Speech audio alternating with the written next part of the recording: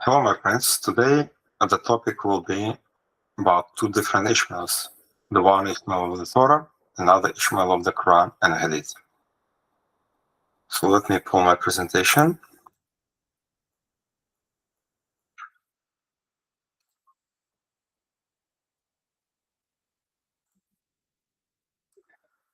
So I'm going to use the clear Quran about Mustafa Hatab.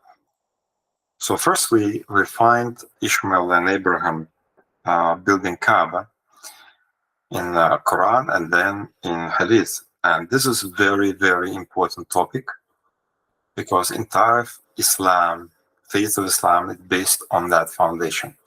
If this foundation is corrupt and rotten, the Islam will fall globally. I don't think of any Muslim, significant number of Muslims will continue worshipping Allah and His messenger after knowing the truth of that matter. But let us go into details. So the Surah 2. And remember when we made the sacred house a center and a sanctuary for the people, saying, you may take the standing place of Abraham as a site of prayer.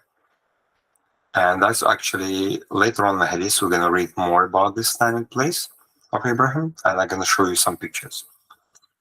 And we entrusted Abraham and Ishmael to purify my house to those who circle it, who meditate in it, and who bow and prostrate themselves in prayer. And remember that Abraham said, my Lord, make this city of Mecca secure and provide fruits to its people. And remember that Abraham raised the foundation of the house with Ishmael. They prayed, show us our rituals and turn to us in grace.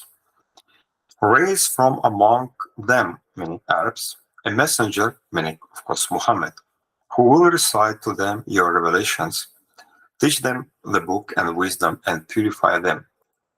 Surah 14. And remember that Abraham prayed, my Lord, make this city of Mecca secure. And he said, I have settled some of my offspring in the barren valley near your sacred house, our Lord, so that they may establish prayer. And Surah 22.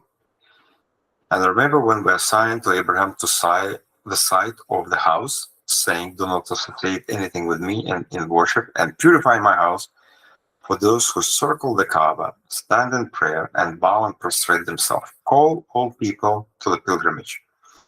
They will come to you on foot and on every lean camel from every distant path, and circle the ancient house.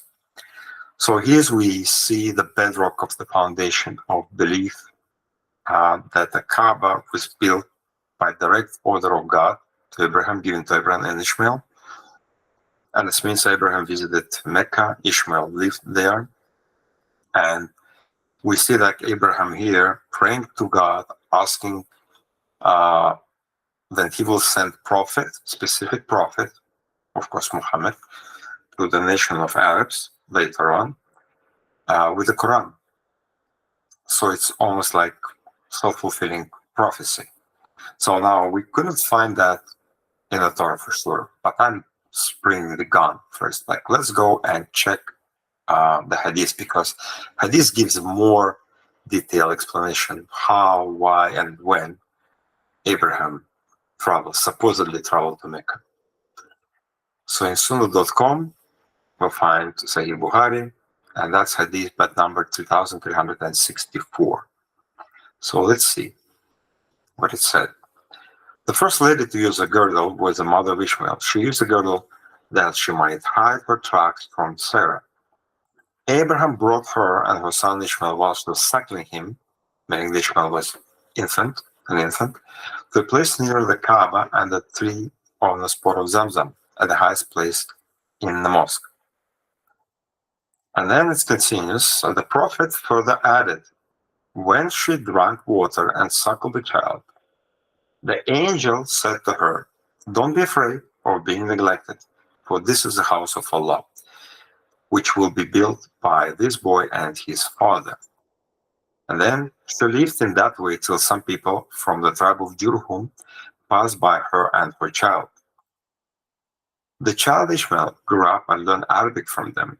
they made him marry a woman from amongst them. So I'm gonna play a clip of Yasser Qadi, what he said about connection between Muhammad's religion of Islam to religion of Abraham.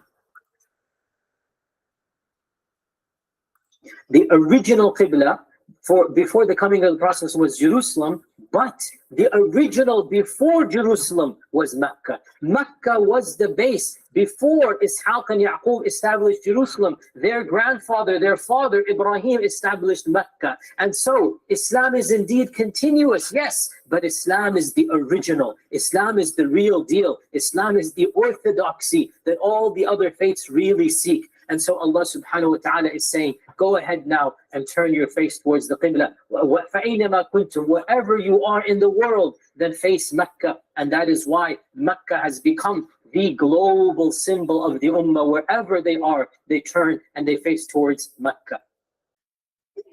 So this is the paramount topic of Islam. It is the very heart of Islam. They believe wholeheartedly that it was Abraham who built the Kaaba, it was Ishmael who lived there, and eventually Muhammad was born out of line of Ishmael. Because of also Abraham and Ishmael prayed to Allah to send to Arabs a prophet who will teach them the Qur'an, who will show them the Sharia, and who will worship around this Kaaba, whom they supposedly built. This is the heart of Islam. And if this is true, then yes, Islam is indeed Abrahamic religion, indeed monotheistic religion. But what if it's not true? What if it's fake? Then entire Islam is pagan religion in origin. Its entire Islam is non-monotheistic, it's not Abrahamic. And it's innovation in religion that Muhammad created religion from scratch. He borrowed stories from an Old Testament, from a New Testament, from Midrash. He claimed he didn't bring the new God to worship to, but the old one. And he heavily relied on the Torah. And all we need to do is, in the 21st century, it's simply to use Torah to fact check the claim of Muhammad in the Quran and in the Hadith. And if it happens that Muhammad made a false claim and he lied to his Sahaba, I think that will be end of Islam on a global scale. If every Muslim will understand that clearly, then a lot of them, hundreds of millions, will leave Islam on the spot, and it will have like shockwave across the globe, and Islamic religion will collapse because they will know that's have nothing to do with Abraham, it's nothing to do with God of Abraham, with Ishmael, etc. It's all origin, it's pagan. It was pagan who built the Kaaba for idol worshipping purposes only. All the rituals that Islam borrows, then it is not borrowing not from Abraham, it's borrowing not from Abraham, but from pagans. Therefore, Islam is semi-pagan religion. And I believe that will make a huge impact on Muslim community as we've never seen before. So, and it's simply very easy to find out if the claim of Muhammad about Abraham and Ishmael connecting to Mecca, to Kaaba, and to himself as a prophet of God is very easily to check using the simple Torah. And let's read what Torah said about this event.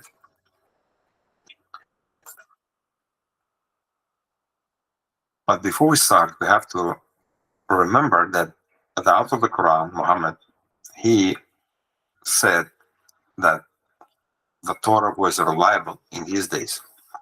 And I'm going to show you that category number 10 out of 11.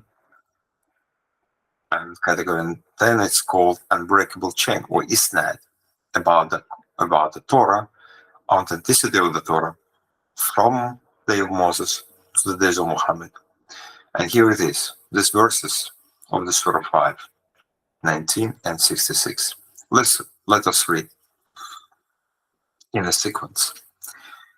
Indeed, we revealed the Torah containing guidance and light, the revealed to whom? To Moses, by that is Torah of Moses, the prophets, many prophets who submitted themselves to Allah, made judgment for Jews, and these prophets could not change the Torah because they are sinless according to Islamic tradition, and they actually submit themselves to Allah.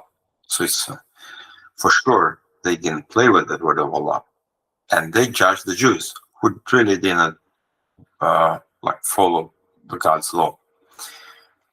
And we know the last prophet was Malachi, so it's 400 years before Jesus. So we could clearly see, as the Surah 544 first part is telling that from Moses to the last prophet to Malachi, the Torah was never being changed. But then it goes forward. So too did the rabbis and scholars judge according to Allah's book. And we know the institution of the rabbis was established about 160 years prior to the birth of Jesus. And they were in the time of Jesus and even in today's time, right? So the rabbis from prophets to the time of Jesus were also using the Torah of Moses to judge the Jews. And then 5:19, O people of the book, our messenger, Muhammad, has indeed come to you, making things clear to you after an interval between the messengers. So interval between messengers is from Jesus to Muhammad. Before, there were messengers from Moses to Jesus, no intervals. But from Jesus to Muhammad with an interval, according to Islamic tradition. So that's what he said. After the interval between the messengers, right? Surah 19:12. It was later said, O John the Baptist, hold firmly to the scriptures. Well, you cannot hold firmly to the scriptures if you don't have a scripture available, right? Surah 66:12, talking about Mary. She, Mary, testified to the words of her Lord and his scriptures. You see the difference? The words of the Lord, verbal revelation, and the scriptures, written revelation. So in the days of Mary, mother of Jesus, scriptures was available. 46. Then in the footsteps of the prophets, we send Jesus, son of Mary, confirming the Torah. That's we're talking about succession, like chain. There's no interval. From Moses, other prophets, including rabbis eventually, and Jesus. And he confirmed the Torah. And Injil confirmed the Torah. And now, verse 543. But how do they, Jews, come to you, Muhammad, for judgment? Then they already have the Torah containing Allah's judgment. So clearly we see from all these verses that the Torah of Moses was reliable and uncorrupt and preserved and being used by the Jews, by the prophets, by rabbis, by Jesus, and eventually by the Jews in the time of Muhammad, eventually by Muhammad himself to judge the Jews. From Moses to Muhammad, isnad of the Torah is clearly shown in this passage. So therefore, if Muslims reject that notion that the Torah was reliable, and they say sometimes, oh, we don't know who wrote the Torah, we have to disregard the Torah, well, they have to disregard their own Qur'an. So they have to start a new religion and let them call it somewhere else, but not Islam. And they stop. And I ask them to stop using the Quran for that matter, because they cannot sit on two chairs. They cannot deny the Quranic passages and accept Quranic passages at the same time. It's impossibility. So we have to show them, in order to be consistent, they have to admit that the out of the Quran praised the Torah in the days of Muhammad. And he basically said the same Torah which was given to Moses came across all the chain of the prophets, rabbis and scholars. Mary, John the Baptist, Mary, Jesus, and eventually reach Muhammad intact. That's what the Quran said. So therefore, let's judge the Quran by the Torah, because Quran claimed the Torah is true and contains Allah's judgment. Let's see what the Torah said about adventure of Abraham, Hagar, and Ishmael. Genesis 21, start with verse 14. So Abraham rose early in the morning and took bread and skimmed water and gave it to Hagar, putting on her shoulder, along with the child, and sent her away. And she departed and wandered in the wilderness of Beersheba. When the water in the skin was gone, she put the child under one of the bushes. And then I have to understand. So it said like Abraham lived in the area of Gerar, which is not far from Gaza, as you see on the map. She has about 10 liters of water on the shoulder with a 17 years old, not infant. Ishmael was 17 years old at that time. They traveled together. They have about 10 liters of water. But in the 3 days or more, a little bit more, maybe 4 days, the water was gone because she didn't refill the water. That Torah specifically said when the water from the skin was gone, and she put the child under one of the bushes. So she traveled maybe 50, they traveled maybe 50 kilometers, maybe 3 days of travel, and she reached the wilderness of Beersheba. The Bible is very specific. The Torah is very specific. It's wilderness of Beersheba, and in that wilderness she found the well, and we're going to read it now. So it means she could not travel by herself or with any means, even with Abraham, to Mecca, because it's way too far for her to carry so much like weight of the like 136 liters of water for 2 of them without refilling. And also Abraham never traveled. He was sleeping in his tent one day. But let's continue reading the story from Genesis. This time it's Genesis 21:19. Then God opened her eyes and she saw the well of water. Then she went and filled the skin with water and gave that boy a drink. So the well is in Beersheba. The well of Zamzam is in the land of Israel. It's a little bit ironic because the Muslims, they really like to, they consider the well of Zamzam is holy, the water is holy, and somehow it's very important. And they go to Mecca. Well, they shouldn't go to Mecca because Zamzam is not in Mecca. Zamzam in the land of the enemies Israel. That's real Zamzam is, not in Mecca. But let's continue. He lived in the wilderness of Paran, and his mother took a wife for him from the land of Egypt. As we notice from Hadith, he lived in Mecca and he married an Arab woman, but the Torah said he married an Egyptian woman. So Arabs are no Egyptians. They're different race, different nationality. Therefore, when we use the Torah to judge the Quran and the Hadith, we see how devastating effect it has. The same effect it has, the iceberg has on Titanic. It was definitely sink the ship. That is inevitable. The same way the Torah inevitably sink the Quran and the Hadith and the entire Islamic religion. It just simply proved that Islam is not Abrahamic religion, is not monotheistic religion. It is a fake story. It's Muhammad fabricated the story, and he tried to connect his religion, the new religion of the name of Islam, and he tried to connect it to Abraham, who never, according to the Torah, never traveled to Mecca. And Ishmael never traveled to Mecca. Ishmael never lived in Mecca. Ishmael never married an Arab woman. He married an Egyptian woman, and he lived not far from Canaan, close to Sinai Desert and between, and he traveled there. And that's why he managed to be during the burial of his father Abraham. He was very fast, he was very close. He could not, it's not traveling 40 days for burial, it's an impossibility in that climate. So therefore, the Torah destroyed the Quran as like iceberg destroyed the Titanic, or even still better, like Samson destroyed the temple. of God of Philistines, simply because they thought that Samson lost the power and could not harm them. So they brought him in. But he regained his power, and nobody knew, and he destroyed the temple.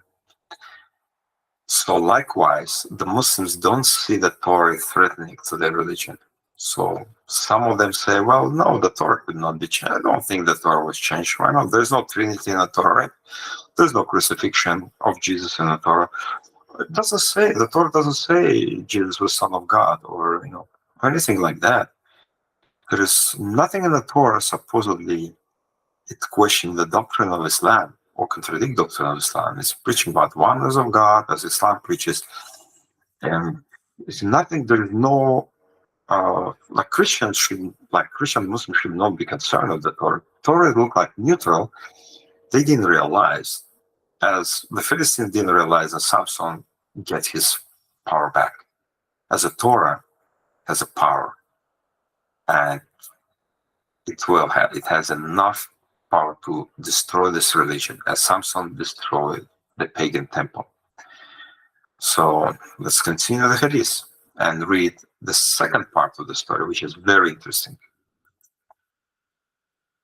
After Ishmael's mother has died, Abraham came after Ishmael's marriage in order to see his family that he has left before.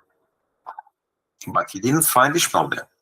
When he asked Ishmael's wife about him, she replied, he has gone in search of our livelihood. When he asked her about their way of living and their condition, and she replied, we are living in misery. We're living in hardship and destitution, complaining to him. He said, when your husband returns, convey my salutation to him and tell him to change the threshold of the gate of his house. When Ishmael came, he seems to have felt something unusual, so he asked his wife, has anyone visited you? She replied, yes, an old man of so-and-so description came and asked me about you. And I informed him, and he asked about our state of living. And I told him that we're living in hardship and poverty. On that, Ishmael said, did he advise you anything? She replied,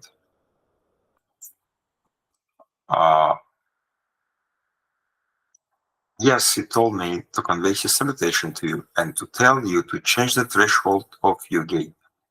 Ishmael said, it was my father, and he has ordered me to divorce you. Go back to your family. So Ishmael divorced her and married another woman from amongst them, your Humites, the Arab woman. Again, Arab wife. Then Abraham stayed away from them for a period as long as Allah wished, and called on them again, but did not find Ishmael. So he came to Ishmael's wife and asked her about Ishmael. She said, he has gone in search of our livelihood. Abraham asked her, how are you getting on? Asking her about their sustenance and living. She replied, we are prosperous and well off. Then she thanks Allah. Abraham said, what kind of food do you eat? She said, meat and drink water. And then Prophet said, then Abraham said, Ishmael's wife, when your husband comes, give my regards to him and tell him that he should keep firm the threshold of his gate. When Ishmael came back, he asked his wife, did anyone call on you? She replied, yes, a good-looking old man came to me. So she praised him and added, he asked about you. And I informed him, and he asked about our livelihood. And I told him that we were in good condition. Ishmael asked her, did he give you any piece of advice? She said, yes. He told me to give his regards to you and ordered that you should keep firm the threshold of your gate. On that, Ishmael said, it was my father, and you are the threshold of the gate. He has ordered me to keep you with me. Then Abraham stayed away from them for a period as long as Allah wished, and called on them afterwards. He saw Ishmael under the tree of Zamzam, sharpening his arrows. Abraham said, O Ishmael, Allah has given me an order. Ishmael said, do what your Lord has ordered to do. Abraham asked, will you help me? Ishmael said, I will help you. Abraham said, Allah has ordered me to build a house here, pointing to the hillock higher than the land surrounding it. The prophet added, then they raised the foundation of the house. Ishmael brought the stones and Abraham was building. And then the walls became high. Ishmael brought this stone and put it on Abraham, for Abraham stood over it and carried on building. So this stone, can you imagine when Muhammad was talking, he probably pointed his finger to that place, to that stone. That stone, Muslims believe, it contained the footprints of Abraham as he was standing on it while it was levitating, and allowed Abraham to go higher and keep building the unusually high structure, which we know for a fact that Abraham never built houses in his lifetime. According to the Torah, he built altars for the worship of Allah. Sorry, to the worship of God, of course. But Muhammad changed the narrative, and he decided that Allah has ordered, or God ordered Abraham to build an empty room in order to worship him somehow. And therefore, that structure on the left, it's here when the stone is kept. And a lot of Muslims coming in, and I just admire this, and they pray, and they just, it's like a shrine in one of the holy relics of Islam. Every Muslim believes that's a real stone of having footprints of real Abraham, who really built the Kaaba. Okay, let's continue on. The Prophet added, when both of them went on building and going around the Kaaba saying, O Lord, accept the service from us. So this is a very interesting story. And I have to say this because it sounds like unusual. People in real life don't act like that. What I mean, let's say the Quran, well, the Hadith doesn't specifically give a dates and time and everything, but I could say, well, when Abraham left them supposedly, Hagar and Ishmael in the desert, there's no Mecca, nothing there. Ishmael was an infant. Then second time Abraham came to visit this place, Ishmael was already married. So he's probably 17 at that time, and he is somewhere in a hump. And travel time between Canaan and Mecca is about 40 days on camel back. So Abraham decided to see his family. He's coming back. He's coming down to Mecca. He finds the house of Ishmael. He finds his wife, or tent of Ishmael. Find his wife. But Ishmael is somewhere hunting. What's in real life, normal person who haven't seen his son will do at that point. Will he leave right away? Will he stay? Sure, he will stay. He will stay as long as he needs. 1 day, 1 week, 2 weeks, 3 weeks. Simply because he wants to see his son. That's the purpose of the visit, according to the beginning of the story, right? Yes, it says he wants to check on them. So he's checking on them, he wants to see his son. But the hadith is taking unusual turn. First of all, the wife of Ishmael complained to Abraham about their hard living. And immediately Abraham said, you know what? I better go back home. It's another 40 days of travel. I can't stay. I can't wait him to come. And there is no reason for me to see Ishmael. Rather, pass to him information that he should change the threshold of his gate of the house. And he'll run away as fast as possible. Make sure probably that Ishmael will not see him. When Ishmael reached the house, he get the coded message to the wife, who couldn't understand the meaning of the message, but he, being man, being Ishmael, he understood it, of course. And he divorced the woman. And poor woman, she didn't know that whatever she was transferring, passing to her like a words of Abraham, it's basically the sentence of divorce to her. And then several years passed by, maybe 3 years. Let's make it 3 years. Right? Now Ishmael about 20 years old. He married another woman from Arab tribe of Jew. And Abraham decided to visit him again. 40 days travel one way.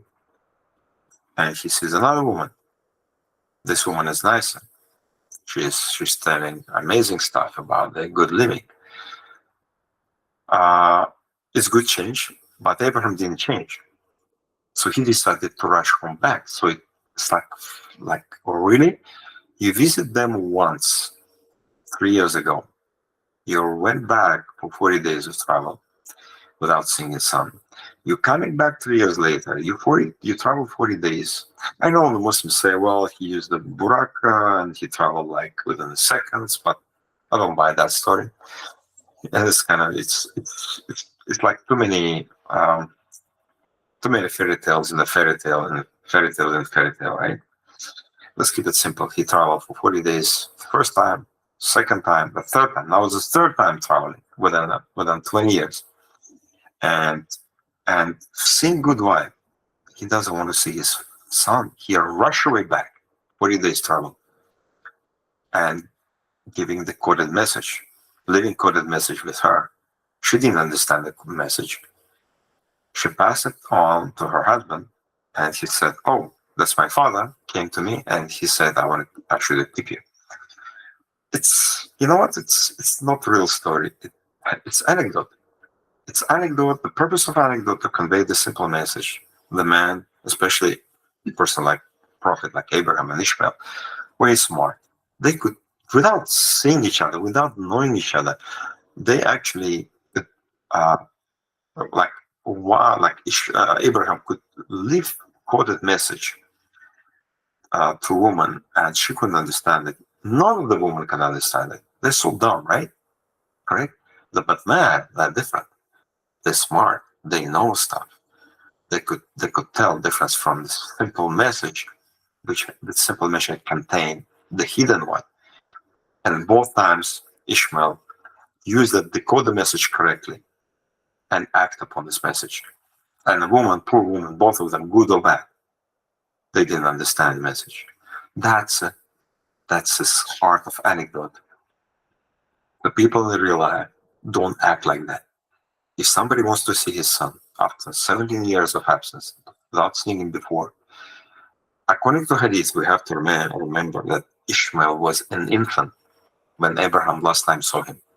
17 years later, he wants to see his son, grown-up son, who's already married, and he doesn't want to stay even one day. No, the person will stay as long as needed, because it's not 1 hour travel, it's 40 days travel, all camel back. Can you imagine? No inns, no food supplies, nothing. It's hardship. It's not air conditioning in a car. It's difficult. Travel is difficult at that time, like usually, like always been. So he will stay as long as needed to see his son in real life. But anecdote, you need to pass the message, coded messages, and the man will decipher and woman will not. That's the idea. So that's not real story. That's a fake story. But again, we may say, well, okay, it's fake story, but where did it come from? It's definitely not in the Torah. God forbid it's in the Torah. It's not. Well, all we need to do is to read Midrash. And Midrash, which collected for us, the story of Midrash collected by the Louis Ginsberg, and it's called Legend of the Jews. The volume 1, page 266 to 69. We can read this story, and let us read the story together. The wife of Ishmael bore 4 sons and a daughter, and afterwards Ishmael, his mother, and his wife, and the children went and returned to the wilderness. They made themselves tents in the wilderness, in which they dwelt, and they continued to encamp and journey month by month and year by year. And God gave Ishmael flocks and herds and tent on accounts of Abraham his father. And the man increased in cattle. And some time after, Abraham said to Sarah his wife, I will go and see my son Ishmael.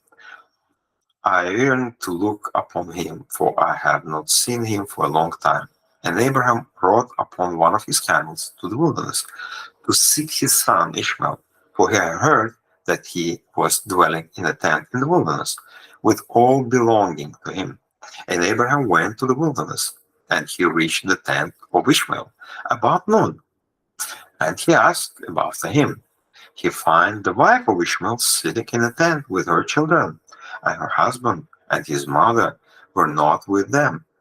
And Abraham asked the wife of Ishmael, saying, "Where has Ishmael gone?" And she said, "He has gone to the field to hunt game."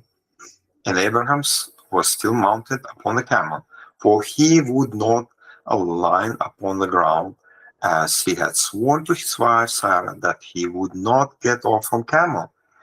And Abraham said to Ishmael's wife, "My daughter, give me a little water, that I might drink, for I am fatigued and tired from my journey."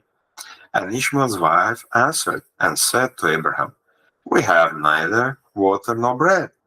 And she was sitting in the tent, and she did not take any notice of Abraham.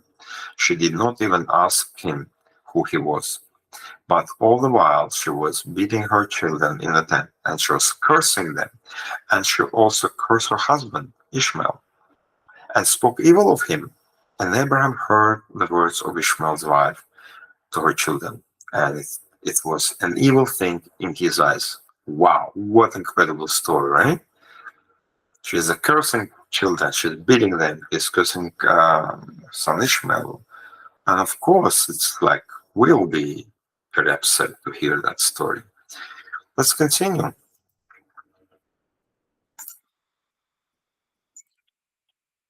And Abraham called to the woman to come out to him from the tent. And the woman came out and stood face to face with Abraham, while Abraham was still mounted upon the camel. And Abraham said to Ishmael's wife, "When thy husband Ishmael returns home, say these words to him. And a very old man from the land of Philistines came hither to seek thee, and his appearance was thus and so, and thus was his figure. I did not ask him who he was, and seeing thou was not there, he spoke unto me, and said, When Ishmael thy husband returns, tell him, Thus did the man said, When thou comest home, put away this tent pit from thou hast placed here, and place another tent pit in its stead." And Abraham finished his instructions to the woman, and he turned and went on the camel homeward. And when Ishmael returned to the tent, he heard the words of his wife, and he knew that it was his father. And this wife had not honored him. And Ishmael understood his father's words, that he was spoken to his wife, and he hearkened to the voice of his father, and he divorced his wife, and she went away. And Ishmael afterwards went to the land of Canaan, and took another wife, and he brought her to his tent, to the place where he dwelt. And at the end of 3 years, Abraham said, I will go again and see Ishmael my son, for I have not seen him for a long time. And he rode upon his camel, and went to the wilderness, and he reached the tent of Ishmael about noon, and very similar to the first trip. And then he asked after Ishmael, and his wife came out of the tent, and she said, He is not there, my lord, for he has gone to hunt the fields and feed the camels. And the woman said to Abram, Turn in, my lord, into the tent, and eat the morsel of bread, for thy soul must be wearied on account of the journey. And Abraham said to her, I will not stop, for I am in haste to continue my journey. But give me a little water to drink, for I am thirsty. And the woman hastened and ran to the tent, and she brought out the water and bread to Abraham, which she placed before him, urging him to eat and drink. And he ate and drank, and his heart was merry. And she blessed his son Ishmael after he finished his meal. And he blessed the Lord, and he said to Ishmael's wife, When Ishmael comes home, say this words to him. A very old man from a land of Philistines came hither and asked after thee, and thou wast not here. And I brought him out bread and water. And he ate and drank, and his heart was merry. And he spoke these words to me. When Ishmael my husband comes home, say unto him, The 10 pin which thou hast very good. Do not put it away from the tent.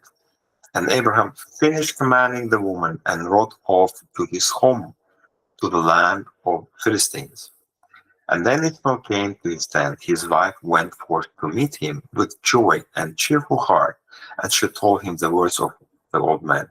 Ishmael knew that it was his father, and that his wife had honored him. And he praised the Lord. And Ishmael then took his wife and his children and his cattle and all belongings to him, and he journeyed from there, and he went to his father in the land of Philistines. And Abraham related to Ishmael all what had happened between him and the first wife that Ishmael has taken, according to the work she has done. And Ishmael and his children dwelt with Abraham many days in that land. And Abraham dwelt in the land of the Philistines a long time. And Ishmael repented of his evil ways and subordinated himself to Isaac. And Abraham enjoyed and disturbed happiness in his family. So also outside of the world. Wow, what an interesting story. So it's almost copy-paste from Midrash. Again, it's nothing in the Bible, nothing in the Torah. Why? Because Torah tells the story. It's not an anecdote. But Midrash is the anecdote created by rabbis to tell a story, to convey the message that man could interact between themselves without really seeing each other, but recorded messages, and they understood each other. But stupid woman, sorry, they have no idea what this message means. Both of them, the bad woman, the good woman, they're still dumb. They couldn't understand the message behind the message.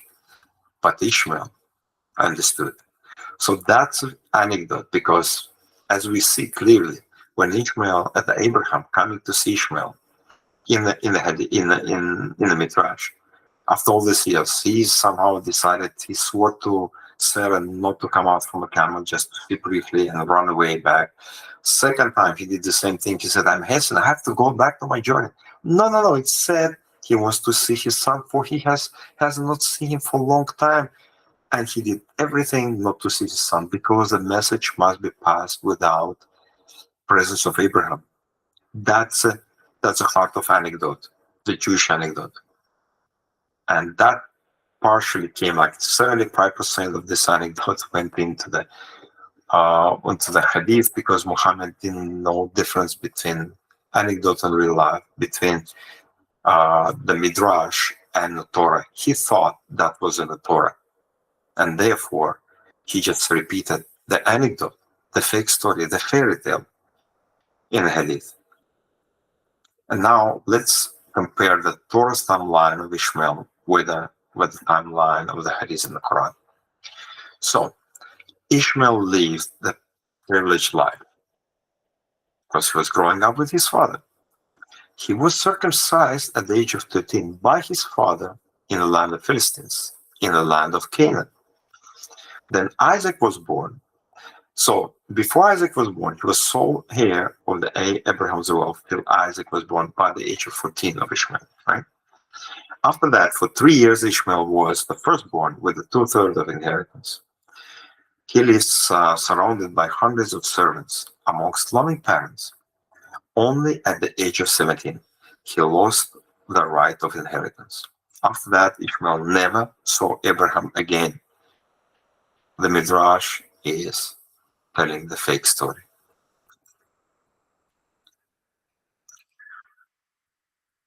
Well, and therefore, Abraham has only one son, Isaac, next to him when order to sacrifice was given. That's why God said, "Give me take your only son, whom you love, or only son Isaac," because that's Isaac's son was there, right there by the side of Abraham. Ishmael, who knows where he was? So that's why Isaac was the only son of Abraham at that moment. Let's see the Hadith and the Quran timeline. Well, according to the story that was told by Muhammad to his companions, Ishmael was an infant when Abraham left him and Hagar in Mecca. So Ishmael grew up fatherless, surrounded by a foreign Arab tribe. So until age of 17, he never knew his father. He lived in a poor condition compared to what Torah said.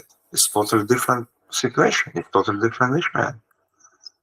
Many years after, Abraham visited Mecca, but met only wife of Ishmael and told him in a message to divorce her. A few years later, Abraham visited the second wife of Ishmael and approved his choice. A few years later, Abraham finally met Ishmael after 25 years since separation. It means that Abraham circumcised him either as an infant or in his 20s, but not in his being 13 years old. It's impossible. There is an impossibility in the Hadith for father circumcising 13 years old Ishmael, because Isaac was not there yet born, and Ishmael, according to the Torah, still lived in him in the land of Canaan, not in Mecca by himself. And not many Muslims actually see the difference. That what they quote, usually they quote this story of circumcision done by Abraham to Ishmael without thinking that this account will utterly destroy the Hadith and basically prove that Muhammad was lying to his Sahaba about connection between him and Ishmael in Mecca, and therefore entire religion of Islam is just going in flames at that moment. But they don't see that. Therefore, it's our job to show them this difference. And now we're going to play a small clip from Dawa Wise from Speaker's Corner and look and hear what this Muslim guy say.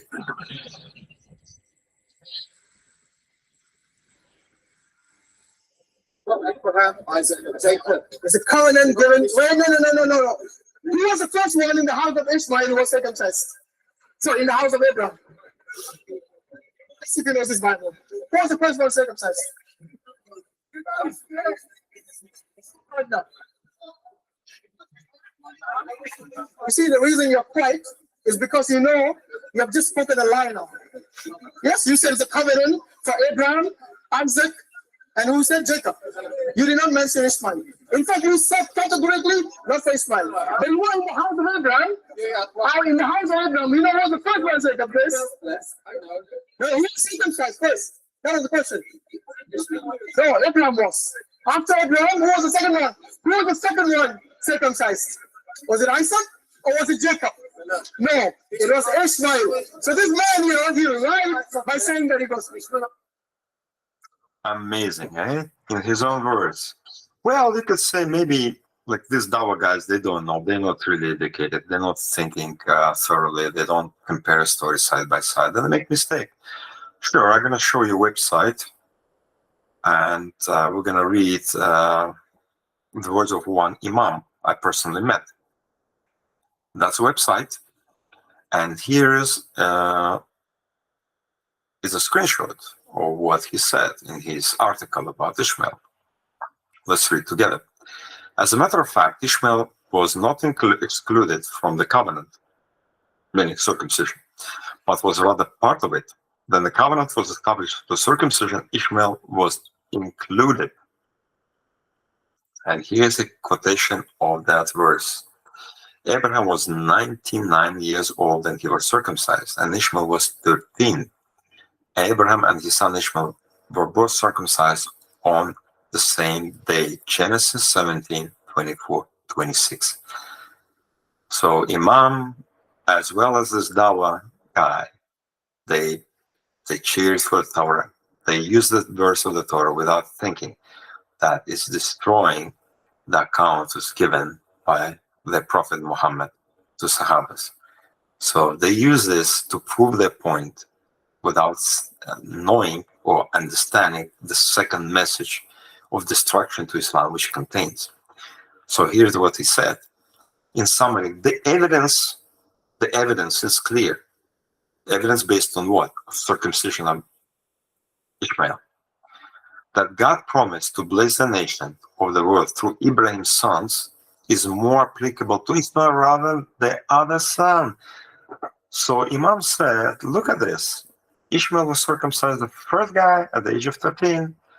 Therefore, before Isaac was born, before Isaac was circumcised, therefore Ishmael, like God basically said, he blessed nations through Ishmael, right? Now but then he continues, it's the same article. He basically said, now he repeats the hadith. After the birth of his son, he settled Hajar and his newborn son at Allah's command in the valleys that came to be known as Mecca. You see, and he didn't realize in the same article that's contradictory statements, because Abraham could not circumcise Ishmael. Then Abraham was 99 and Ishmael was 13, because that was still in Canaan. Because he's repeating the hadith, it said he said of Hajar and his newborn son. So he didn't see him after he was either Abraham circumcised his Ishmael like a few months old or a few days old, but never at 13, or not even at 17, or maybe 20, 21, or 25, probably, because he didn't see them. He saw only 2 wives. It's anecdote, right? Remember, it's anecdote. But then finally he met Abraham, and then he could circumcise him only at the age of 25 in Mecca. So you see, I show you the 2 examples of Dawah guy and Imam who knows biblical story, and they rely on it somehow, and they use it to prove their point that Ishmael was a part of the covenant. Without them realizing, they undermining the words of Muhammad, their own prophet, their teacher. They didn't see that. So our goal is to show them that's contradiction of the hadith and the Quranic passages about Abraham coming to Mecca, leaving infant Ishmael and Hagar there, coming back 17 years later, visiting one wife, running away, leaving coded message, come back 3 years later, leaving message, running away, coming back 5 years later, approximately. Now at the age of 20 or 25, finally, about 25, I guess, then they decided to build the Kaaba. And Ishmael all this time lived among the Arabs. And he was impoverished, had no good life. But according to the Torah, he was very rich. I mean, Abraham was very rich. And therefore, his only firstborn beloved son, Ishmael, before birth of Isaac, he was also rich. And he reaped the benefit of wealth of his father Abraham. So, therefore, according to the Hadith and Quran timeline, before Isaac was born, Abraham received the revelation to sacrifice his son, his only son at that moment, Ishmael. That's why the Muslims said, only difference between the Torah account and Quran account is you say in the Torah, and just corrupted that, they put name Isaac instead of name Ishmael. That's all they did. But in reality, it was Ishmael. It's supposed to be Ishmael. Well, as we see, it's not only the name was changed, quote unquote changed. No. The entire story was totally different. So it's either the Torah was corrupt, but then the Muslims go against Surah 5, 44, 46, 43, Surah 19, 12, Surah 66, 12. And they just have to neglect or reject all these verses of the Quran, and they stick with the idea that Torah was corrupted. But even so, supposedly the Quran contains a lot of contradiction and mistakes in account of the preservation of the Torah, and supposedly Jews changed the Torah, the story of Abraham. So you tell me that how much changes should be done in order to make Quran Hadith like story of Abraham, Ishmael, and Hagar, and to change it into the biblical timeline, like really biblical story. What kind of changes? It's like enormous. It's a lot. And actually Jews, they elevated the status of Ishmael up high, make him, like for 14 years, he was like the firstborn. He reaped the benefits of living with his father. He had never been alone. He was not fatherless. So we could see two distinct differences of Ishmael of the Torah. He was rich. He lived in a full family until he was 17. He has a good life of teenage life until 17 years old, when he lost everything. But God was with him, and he became rich after that. So not much of the trouble. But according to the Hadith, Ishmael of the Quran was a fatherless child. He was impoverished. He didn't have good,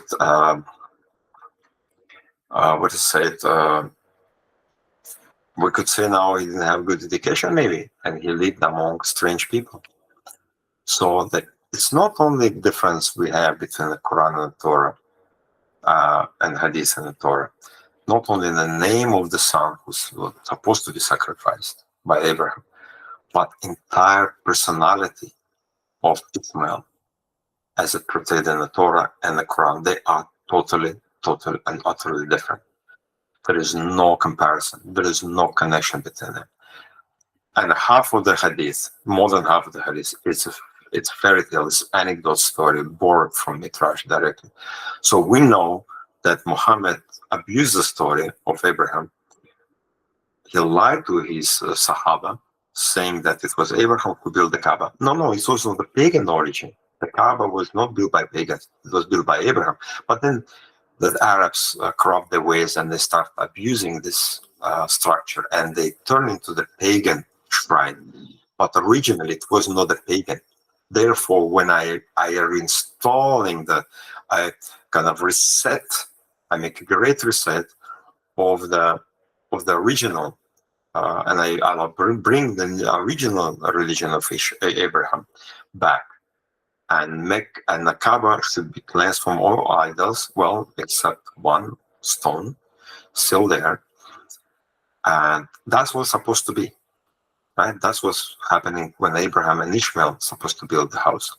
So in order to connect his religion, the new innovative religion of Islam, to religion of religion of Abraham, he created the story of Abraham coming to Mecca and leaving infant Ishmael and Hagar stay there for many years.